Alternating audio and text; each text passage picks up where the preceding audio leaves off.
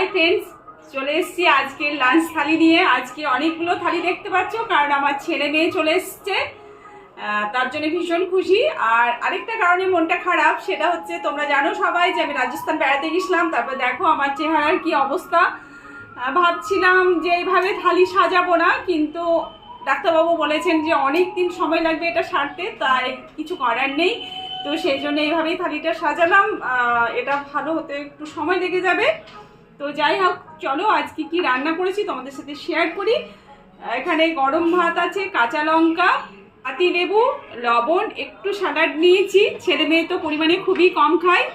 আর এখানে নিয়েছি তোমার কাঁচা কলা ভাজা, আর ইলিশ মাছের মাথা দিয়ে লাউয়ের একটা তরকারি করেছি, মুসুর ডাল, টমেটো চাটনি, আর হচ্ছে ইলিশ মাছ ভাপা। তো চলো, তোমরা তো দেখলে আজকে আমি কি রান্না করেছি ছেলে মেয়ের জন্য। সকলে ভালো থেকো, সুস্থ থেকো, আর কালী পুজোটা দারুণভাবে এনজয় করো।